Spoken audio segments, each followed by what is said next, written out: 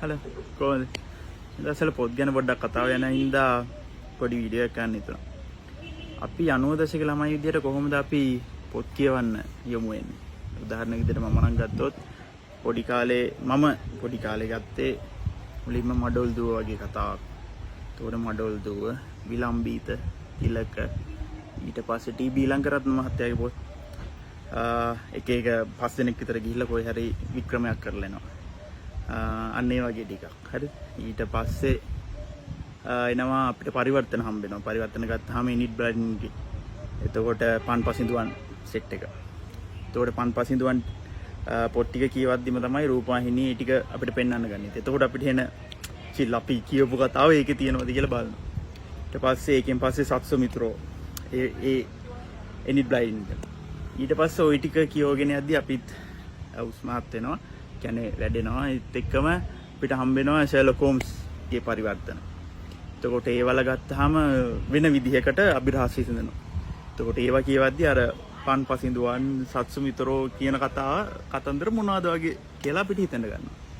ඊට පස්සේ එහෙම කියවගෙන යද්දි අපිට ඊළඟට හම්බ වෙනවා අගතා ක්‍රිස්ටිගේ වගේ කතා පරිවර්තන. උදාහරණයක් ගත්තොත් මර්ඩර් ඔන් ද ට්‍රේන් අන්න ඒ වගේ කතන්දර. එතකොට ඒවා කියවද්දි නිකන් ෂර්ලොක් හෝම්ස් මොනවද කියලා හිතෙනවා. ඊට පස්සේ අගතා ක්‍රිස්ටිගේ වගේ ඒ ටයිප් එකට කැමතිලා කියවගෙන යද්දි අපිට හම්බ වෙනවා කවුද? ෆෙඩරික් ෆෝසයිත්ගේ වගේ පොත්. ෆෙඩරික් ෆෝසයිත්ගේ පොත් කියන්නේ කෙලින්ම CIA, FBI, KGB අන්න ඒවල ගිය මිෂන් ආශ්‍රයෙන් ලියලා තියෙන පොත්. ප්‍රසිද්ධ ඒවා තමයි මොනවද? කෝබ්‍රා මිෂන් නාගමියුම පරිවර්තනය. ඊට පස්සේ හිට්ලර්ගේ SS සමුදාව, The Day of Jackal, වුර්කාගේ දවස. එතකොට The Day of Jackal ගත්තොත් ඒ දවස්වල ෆිල්ම් එකක් ආවා 1900 ගණන් වල.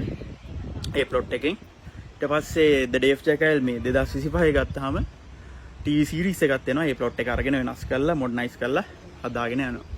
එතකොට අන්නේ වගේ ඒ ශානරයට කැමති. ඒ කියන්නේ අභිරහස් සහ ත්‍රිලර් වික්‍රම ගත්තාම ඒ ශානරයෙන් ඊට පස්සේ ඔයාලට මතකද දන්නේ ආවා හාඩි බොයිස් ලගේ පරිවර්තන ටිකක්.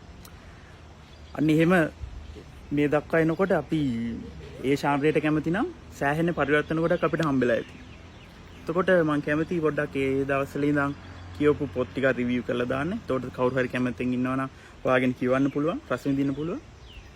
මම හිතනවා එහෙම රිවිව් එකක් දාන්න. එහෙනම් ඒකකින් හම්බෙමු ඉස්සරහට. Thank you very much. Bye. ලස්සන පැත්තකින් නේද?